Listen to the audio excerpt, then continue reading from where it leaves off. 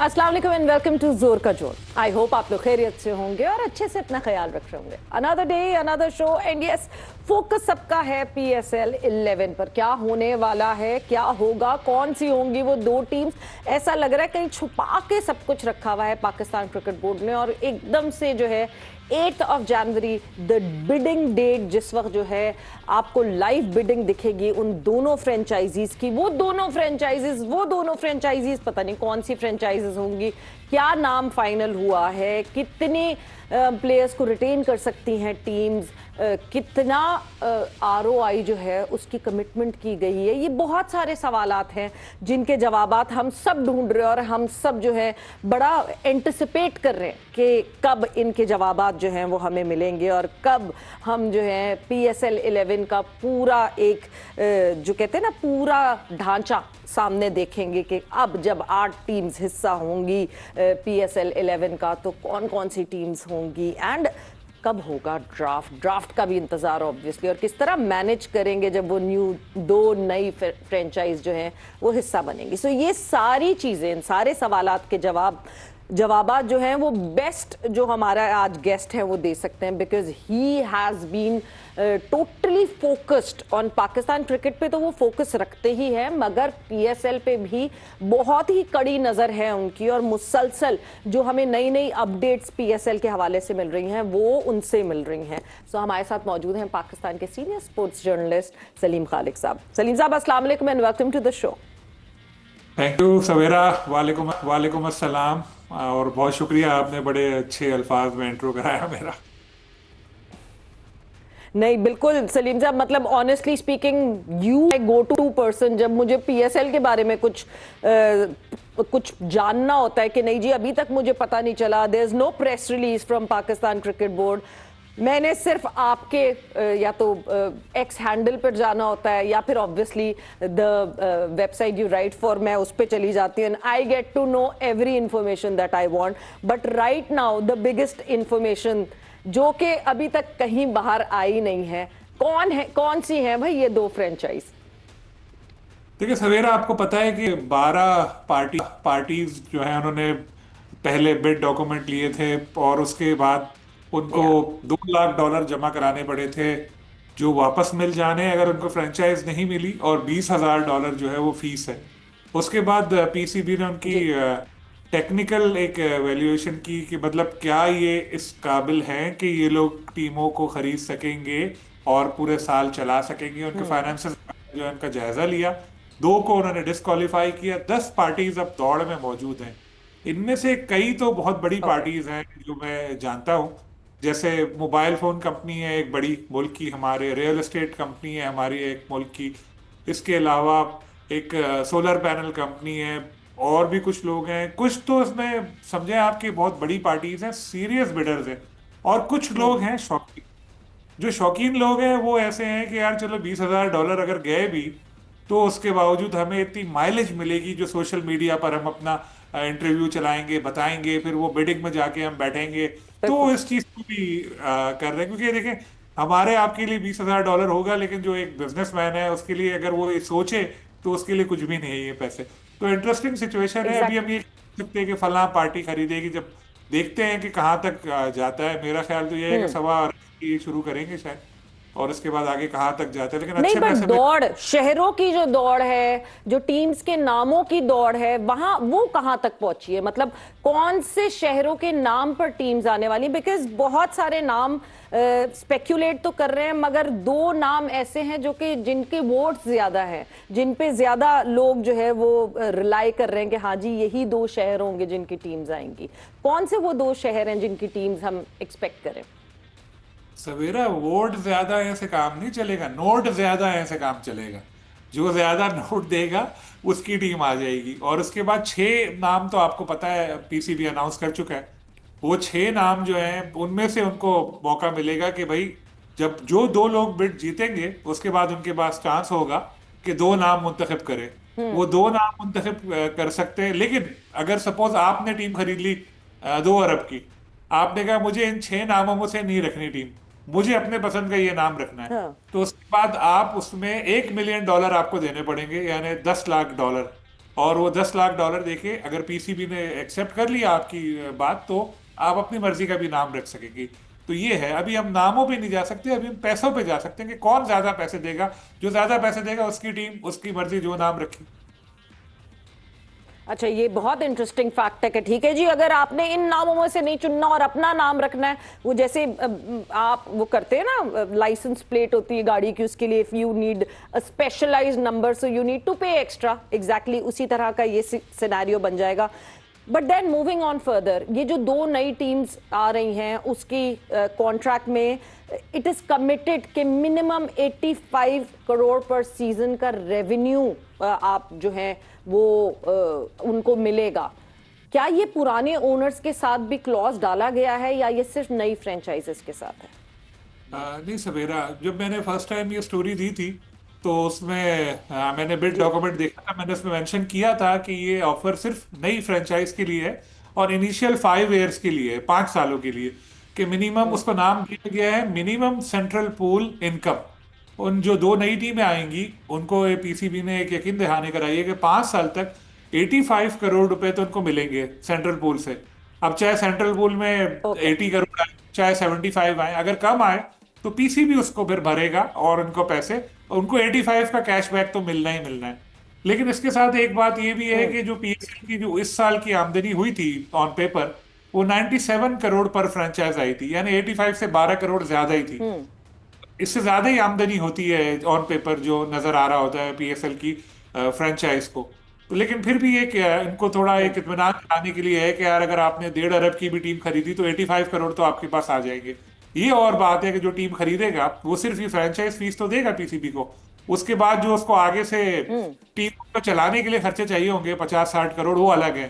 Players की fees होगी, accommodation होगी, ट्रेवलिंग होगा, सब ये सब फ्रेंचाइज खुद देती है। तो ये भी एक चीज है। नई जो पुरानी फ्रेंचाइज है उनके लिए कोई ऐसी ऑफर नहीं है, वो उनके लिए पुराना ही है मॉडल जो चल रहा है। इनके लिए भी पुराना मॉडल ये है कि बेशतर कॉन्ट्रैक्ट में 95% इनको मिलेगा सेंट्रल पूल से। जैसे बस नई ऑफर इनके लिए ये है कि 85 करोड़ इनको यकीन दहानी कराइए कि 5 साल तक आपको मिलेंगे। अच्छा सलीम साहब, क्योंकि मुल्तान सुल्तान्स का एक पूरा फियास्को चला, अली तरीन एंड पीएसएल मैनेजमेंट के आपस में जो कॉन्फ्लिक्ट हुआ, जो बीच में एक फ्रिक्शन क्रिएट हुई, जो ये नई जो फ्रेंचाइजीज आ रहे हैं, थोड़ा सा क्या उनके ऊपर उसका इम्पैक्ट पड़ा कि नहीं? एंड देन इवेंचुअली पहले रिजेक्ट कर दिया गया कि न्यू बिडिंग का हिस्सा नहीं बनेंगे अली तरीन, बट आई बिलीव कि अब उनको एंट्री दे दी गई है। तो क्या कहीं ना कहीं बर्फ पिघल रही है? नहीं, पहले तो मैं एक बात क्लियर कर दूं, ये कभी भी नहीं कहा गया कि अली ठीक। तरीन नई बिडिंग का हिस्सा नहीं बनेंगे। वो उनको बिल्कुल भी ऐसे नहीं ओके कहा गया। वो जो टीम उन्होंने छोड़ी वो सारा आपको भी पता है, अगर आप कहें आपके पास टाइम है तो मैं थोड़ा रिकैप कर दूं या आगे ही आ जाऊं। जी, नहीं नहीं कर दे रही क्या? हाँ, वो टीम का देखें, इशू ये था कि अली ने बहुत ही ज्यादा तुंद तेज बयान दिए और वो रोज ही कोई ना कोई उनका आता था वी लॉग आ रहा है या कोई इंटरव्यू दे रहे हैं जिसमें वो बहुत ज्यादा क्रिटिसाइज करते थे क्रिकेट बोर्ड, पीएसएल के ऊपर, पीएसएल के सिस्टम को निशाना बनाते थे। लेकिन जो सलमान नसीर सीईओ हैं पीएसएल के, जब उनके बारे में उन्होंने बातें की, कुछ ऐसी बातें की जो उनको नहीं कहनी चाहिए थी, तो मामला पॉइंट ऑफ नो रिटर्न पर आ गया था। फिर भी पीसीबी ये चाहता था कि चलो समझ जाए ये वो, लेकिन नोटिस पीसीबी ने जब उनको भेजा तो पीसीबी को लगता था कि शायद ये मान जाए और अब इनको थोड़ा सा बैठ के बात करें। लेकिन अली ने वो नोटिस फिर वो लाइव अपनी वीडियो में फाड़ के फेंक दिया, वहां से मामला फिर खत्म तकरीबन। जी लेकिन पीसीबी बड़ा स्मार्टली चला इस मामले में, पूरा वक्त दिया उनको। 31 दिसंबर को कॉन्ट्रैक्ट खत्म होना था, यानी 31 दिसंबर को कॉन्ट्रैक्ट खत्म हुआ। आप ये नहीं कह सकते कि टर्मिनेट किया, और उनको नया कॉन्ट्रैक्ट की ऑफर ही नहीं की। अगर ऑन पेपर देखा जाए तो ये चीजें इस तरह से हुई। उसके साथ जो नई टीमों की बिडिंग के लिए पीसीबी ने टेंडर किया, उसमें तरीन ग्रुप ऑफ इंडस्ट्री है, किसी भी नाम से ये लोग उसमें शामिल हैं। जब मैंने ये खबर दी थी, मैंने अली से पूछा, उन्होंने जवाब नहीं दिया था, लेकिन मैंने पूरे कंफर्म करके दी थी। बाद में चेयरमैन पीसीबी ने प्रेस कॉन्फ्रेंस में भी ये बात बोली कि जी इजाजत है, बिल्कुल वो आ सकते हैं। फिर अली तरीन ने भी एक ट्वीट में इशारा दे दिया कि जी वो आ रहे हैं। लेकिन अब पीसीबी ने उनको रोका नहीं था, उनको पीसीबी ने बिल्कुल अलाउ किया है।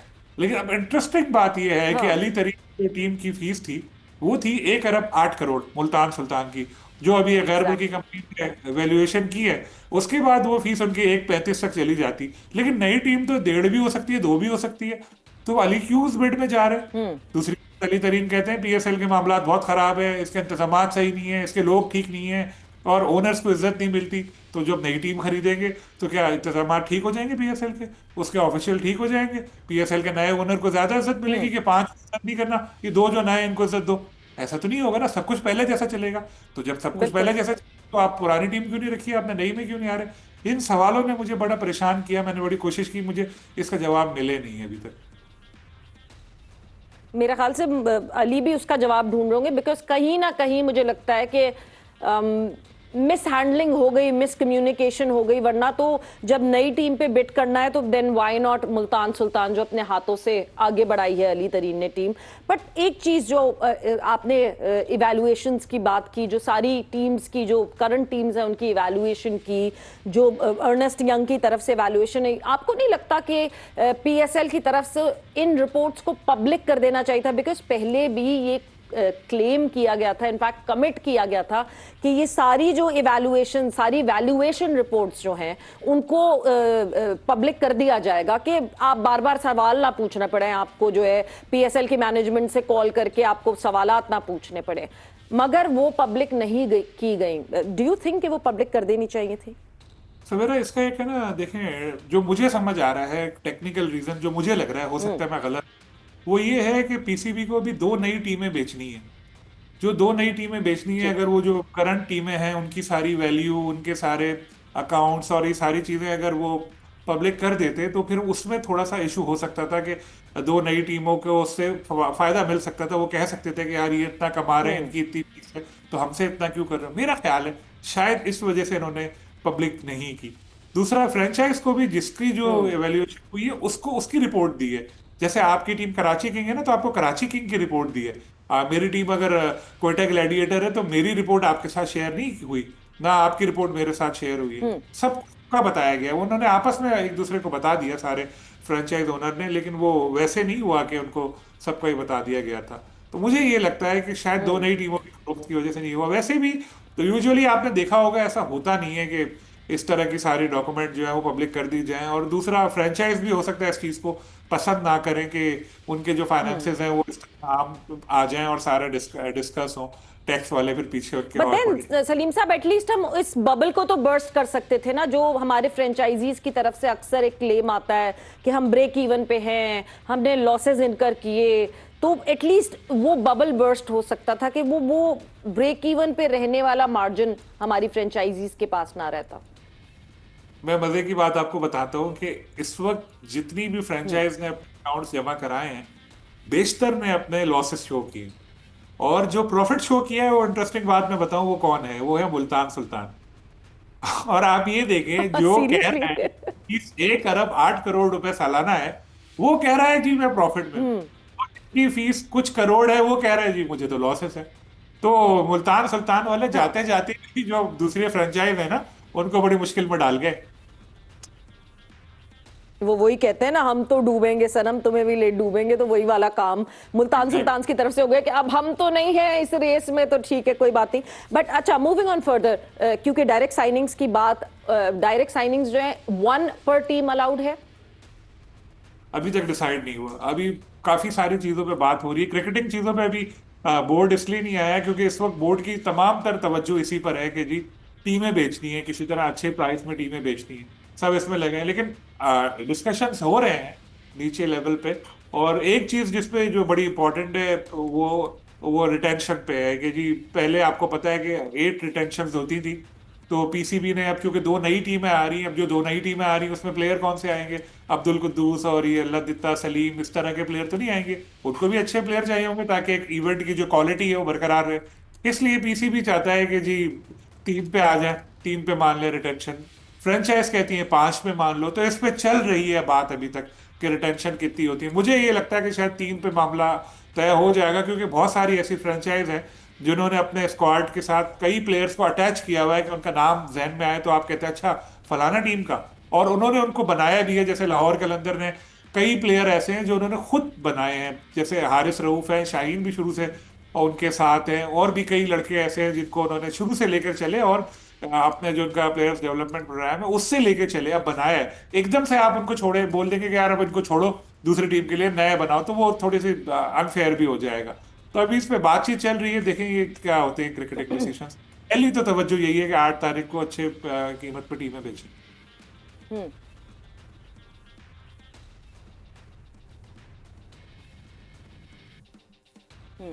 थोड़ी सी मुझे जो है ना आवाज की क्लैरिटी आपकी नहीं आ रही सलीम साहब, थोड़ी सी जो है मैं अब आ रही क्लैरिटी है का आपको इंतजार मेरी करूं बात? कि मुझे नहीं आ आवाज रही? की क्लैरिटी आ जाए, अब आ रही क्योंकि जो है है आई आवाज? कांट हेयर यू प्रॉपरली, शायद कुछ कम्युनिकेशन का जो है वो गैप आया हुआ। बट यस, वो रिटेंशन वाली बात जो है मैं ज़रूर आपसे फिर से जानना चाहूंगी एक दफ़ा, once I am clear with the audio. But retention के साथ साथ जहां हम रिटेंशन की नहीं, जहां हम डायरेक्ट साइनिंग्स की बात कर रहे थे, उसके साथ साथ जब हम रिटेंशंस की बात करते हैं तो रिटेंशन में भी यही है कि 3 या 5, अभी भी वो बहस जारी है या फाइनलाइज हो गया कि रिटेंशन कब होनी है?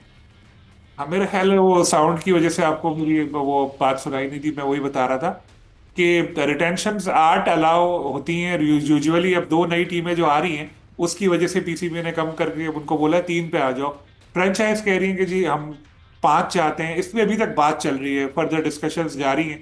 क्योंकि देखें, प्लेयर्स को तो कई फ्रेंचाइज ऐसी हैं जिन्होंने खुद भी बनाया है ना। जैसे कलंदर का मैं बता रहा था, लाहौर कलंदर ने, हारिस रऊफ उनके हैं, फखर उनके साथ शुरू से खेल रहे हैं, शाहीन उनके साथ खेल रहे हैं। इसी तरह दूसरी टीमों के साथ भी कुछ प्लेयर ऐसे हैं जो शुरू से उनके साथ खेल रहे हैं। एकदम से अगर आप उनको बोलेंगे यार इनको छोड़ो निकालो, तो ये अनफेयर होगा। इसमें बात चल रही है, देखिए क्या होता है। मुझे यही लगता है कि शायद इनको फ्रेंचाइज को 3 पे मानना पड़ेगा, क्योंकि जब 2 टीमें फ्री नहीं आ रही हैं तो उनके लिए भी प्लेयर आपको तगड़े रिलीज कुछ करने पड़ेंगे, वरना फिर तो यही हो जाएगा कि 2 टीमें कमजोर हैं बाकी मजबूत हैं। तो इवेंट को अगर वैसे ही बनाना है मुकाबले से भरपूर, तो सबको फेयर चांस मिलना चाहिए, और आई होप मिल बैठ के ये लोग हल कर लेंगे इसको।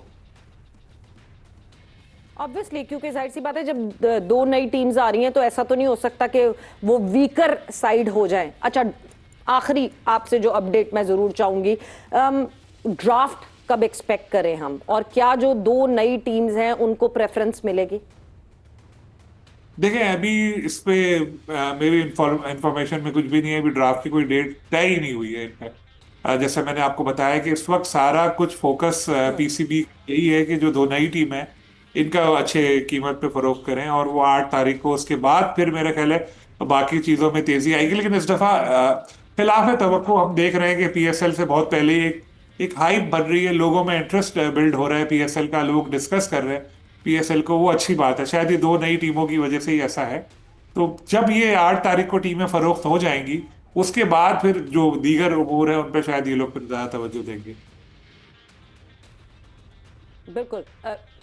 मुझे एक और चीज सलीम साहब, जहां क्योंकि मोहसिन नकवी साहब ने जब डिस्कस किया पीएसएल के बारे में, बताया, कुछ इंफॉर्मेशन शेयर की, he was dicey about the starting date, कि उन्होंने सजेस्ट जरूर किया है 23 मार्च, because obviously it would be Pakistan day. 23 या 26, व्हाट इज हैपनिंग? ये अभी तक, जैसे मेरी भी आखिरी इत्तला यही थी जो मोहसिन साहब ने कहा था प्रेस कॉन्फ्रेंस में, 23 से चाहते हैं। उन्होंने ये भी साथ में बोला था कि मीटिंग होगी उसमें डिस्कस करेंगे। अभी वो मीटिंग हुई नहीं, लेकिन देखें क्या होता है। वो पाकिस्तान के लिए एक इम्पोर्टेंट डे है 23 मार्च, इसलिए वो चाह रहे हैं 23 मार्च से शुरू करना, और सब अगर मान गए तो हो जाएगा उससे शुरू। लेकिन अभी डिसाइड नहीं हुआ, इस पर अभी डिस्कशंस है। ठीक। अच्छा, जाते जाते हमने क्योंकि पीएसएल पे बहुत डिटेल में डिस्कशन की है, जस्ट द डिटेल अबाउट, क्योंकि वर्ल्ड कप की टीम जो है वो हमें 7th से पहले पहले जो है वो सबमिट करवानी है। Any major surprise changes that we would see in the World Cup squad? Nothing, कोई भी नहीं है ऐसी सरप्राइज की। वही लड़के नजर आएंगे जो खेलते आपको पहले नजर आ रहे हैं बस। बाबर भी होंगे, उसमें शाहीन भी होंगे, जो इस तरह के जितने प्लेयर आपको नजर आ रहे हैं पुराने नए सारे होंगे। कोई ऐसा सरप्राइज नजर नहीं आएगा आई थिंक, अभी तक तो ऐसे ही। यानी जो श्रीलंका के अगेंस्ट ऑब्वियसली जो टीम खेल रही है, वो कहते हैं ना पाकिस्तान टीम दांत, हाथी के दांत दिखाने के और खाने के और, तो वो एक सामने कैमोफ्लाज है। हाँ, वो बल्कि अगर आप मुझसे मेरी राय पूछें तो मैं हमेशा यही कहता चला आया हूँ कि श्रीलंका के खिलाफ सीरीज में भी आपको फुल स्ट्रेंथ के साथ जाना चाहिए था। उसमें आपको बाबर को भी भेजना चाहिए था, उसमें आपको शाहीन को भी भेजना बिल्कुल। चाहिए था। वो शाहीन अब इंजर्ड हो गए, तो वो भी इंजरी इतनी खतरनाक नहीं है उनकी, 1 हफ्ते बाद हो सकता है बॉलिंग भी करते आपको नजर आए नेट पे वो। लेकिन अब पीसीबी का शायद क्रिकेट ऑस्ट्रेलिया के साथ कोई बातचीत हुई हो, जो उनके चेयरमैन ने इंटरव्यू भी दिया था, टॉड यस। ग्रीन, कि जी पाकिस्तान के सारे खिलाड़ी आखिर तक दस्तयाब होंगे और ऑस्ट्रेलिया की टीम को 2 बार पाकिस्तान भी आना है, तो हम उनको नाराज करने की पोजीशन में भी नहीं है। शायद इसलिए थोड़ा पीसीबी ने ऐसा किया। खैर Exactly. शादाब आ रहे हैं, शादाब की फिटनेस हाँ जांचना भी बहुत जरूरी था, तो शादाब के आने से भी वर्ल्ड कप स्पॉट हमारा तगड़ा होगा। बस बिल्कुल, क्रिकेट ऑस्ट्रेलिया को हम नहीं कर सकते, बट सलीम साहब thank you, thanks a lot, आपके टाइम का शॉर्ट क्रिस्प और जबरदस्त इंफॉर्मेशन सारी गैदर कर ली जितना हम सलीम साहब से जो है वो गैदर कर सकते थे। So thank you, thanks a lot for being here. जोर का जोड़ का वक्त खत्म हुआ। Savera Pasha signing off, take care, bye bye, अल्लाह हाफिज।